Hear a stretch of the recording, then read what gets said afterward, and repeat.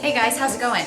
You know, it's funny because this morning has turned out to be a really, you're probably going, oh god, here she's gonna say it again, really crazy morning. Yeah, it's turned out to be a crazy morning because I'm doing my morning workout in the afternoon.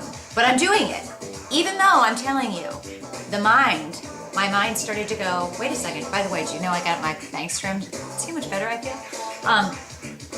I started to get so busy this morning and things just, you know, a lot of things got pushed back and moved forward, whatever. I always mix those two up. And my schedule just got insane today, right? And I have to be downtown for a thing, which luckily I thought was at 5, but now I found out it's 7. But when I go downtown Chicago, for those of you guys that don't live in Chicago, I think I've mentioned this to you before. I will not drive downtown Chicago anymore, unless I'm staying overnight for some reason, because driving downtown is so unpredictable lately, and there have been most of the times that I've gone downtown lately, it can take anywhere from like an hour and a half to 2 hours, and that is not in good traffic. Like when I'm coming home from downtown and I'm driving, Mr. Flo, Dave Smith, how's it going? Feeling great. When I come home from going downtown, I can get home in 45 minutes. Okay, so it's not that big of a distance, but the traffic is insane. So I always take the Metro.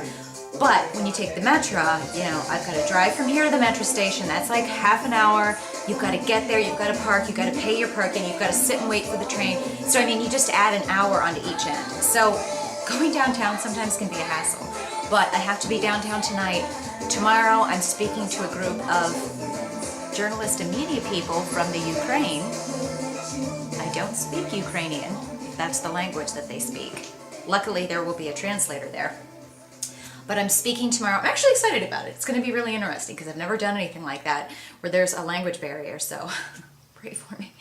Might have to just teach them some yoga poses. Anyway,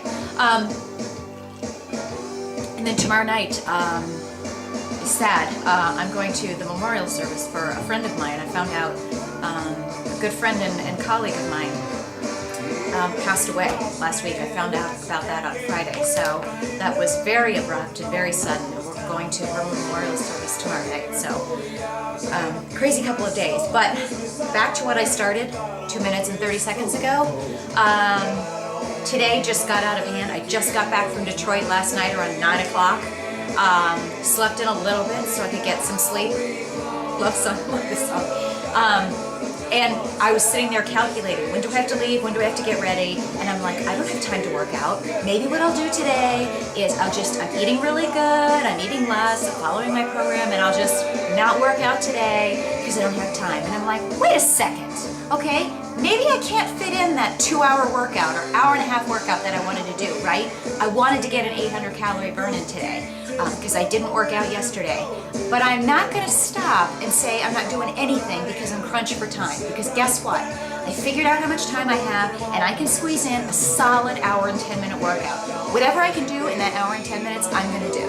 And I'm making the time for it, guys, because it's stuff like this that ends up being excuses, which I talked about yesterday. Excuses? There aren't any excuses. It's just a matter of what you find is most important. And when you run across stuff like this day to day, you make a choice. You either decide to do something that's going to keep you on track, or you decide to do something that's going to, you know, put you off track. And at the end of the day, okay, I used to always, not necessarily about workouts, I would always cancel things to make room for my work priorities, okay? I'm a workaholic, people. I fully admit it. I actually embrace it. I love my work. I don't have a problem working 16-hour days, 18-hour days sometimes, okay? But the bottom line is I started to realize probably about 5 years ago that even when I was working, you know, at different companies or when I worked for myself, I'm never getting to the end of my days and able to say, everything's done, totally caught up. I'm never caught up. So that said, that makes it a little easier to say, okay, you know what? I'm taking back this hour per day. I'm taking back this hour and a half per day for myself because that work is still going to be there. I wasn't going to completely finish. When I say completely finish, I don't mean like completely finish what needed to be finished that day. I mean, are you ever going to get to the point when you finish and you're totally caught up on every single thing you need to do? No, I just got 2 more requests today for interviews that I have to schedule. People that want to interview me for their stuff. And I'm like already pushing that out 3 weeks because I'm booked. But you have to figure out your own system. I did an interview with one of these people that was that's featured in my book, which I'll share with you guys later. Almost done with the book, and it is going to be so much more awesome than I ever thought.